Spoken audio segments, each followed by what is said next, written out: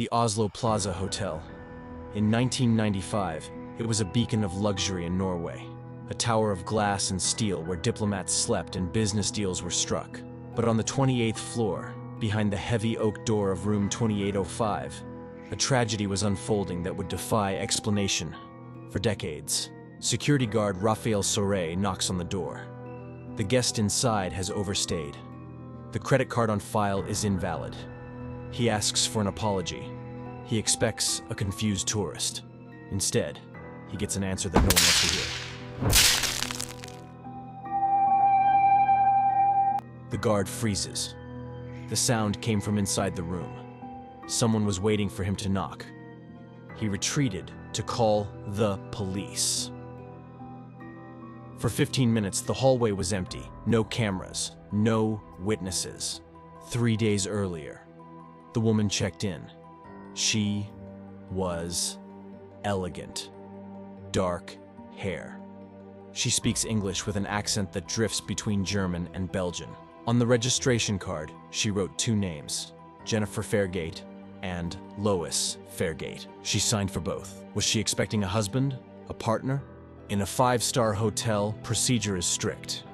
You need a passport, you need a credit card. Yet, she provided neither. No ID, no cash deposit. She simply walked in. The address she gave in Belgium? A small village called Verlaine. The street? It doesn't exist. The phone number? The wrong area code. She was a ghost before she even died. A woman with no digital footprint, checking into a room she never intended to pay for. The electronic keycard logs tell a strange story.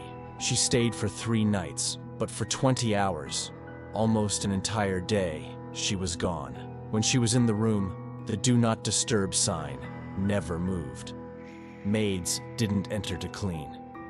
On Friday, she ordered food, a hot meal. But when police found it on Saturday, it was almost untouched. The examination deepened the mystery. The medical examiner found undigested food in her stomach. Bratwurst. But there was no bratwurst in the room service meal. This means she ate a large meal less than 2 hours before she died, likely outside the hotel. She slipped out, ate a final meal, and returned to the room to die. Or did she return to meet someone? When the police breached the room, they expected a mess. They found a void. Imagine traveling for 3 days. You will have a toothbrush, makeup, hairbrush, a change of underwear. Jennifer Fairgate had none of these things. The bathroom was sterile. Did she get rid of them? Or did a cleaner sweep the room before the police arrived? Her suitcase was baffling. Expensive clothes, silk, wool, but only tops, no trousers, no skirts, and the most chilling detail of all, the labels. Every single manufacturer's tag had been surgically removed. This isn't vanity. This is tradecraft. Intelligence agencies teach this. If you are found dead, your clothes cannot be traced to a shop, a batch, or a country. The only scent found in the room was a bottle of men's cologne. Ungaro pour l'homme too. Was it hers? Or did it belong to the man who was never seen? The weapon found at the scene was a Browning 9mm high power, a military legend. Powerful. Loud. The physics of this weapon are violent. When fired, the recoil snaps the wrist back. The gun should have flown from her hand.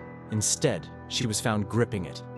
Her thumb is still on the trigger, a grip that experts say is anatomically impossible for a suicide. And on that hand, no blood, no gunshot residue. It was a clean hand, holding a dirty gun. The serial number on the gun had been professionally removed with acid, not filed off, dissolved chemically, a method used by professionals. The police ruled it a suicide because the door was locked from the inside. But later tests proved the door could be double-locked from the hallway. For 2 decades, she lay in an unmarked grave, the Oslo Woman. But in 2016, investigators dug her up. They couldn't find her DNA in any database, but her teeth told a story. The chemical isotopes pointed to East Germany, born around 1971. She grew up behind the Iron Curtain, Was she a relic of the Stasi? A spy whose file was burned when the wall fell? Or was she part of a criminal syndicate? Money laundering? We know she had a briefcase with 25 loose bullets, but no gun cleaning kit. Someone knew she was in room 2805. Someone likely cleaned that room. And someone is still keeping this secret. She checked in with a name that wasn't hers. She died with a history that was erased. Jennifer Fairgate didn't just die, she was deleted. Who do you think was in room 2805? Let us know in the comments. Subscribe for more unsolved history.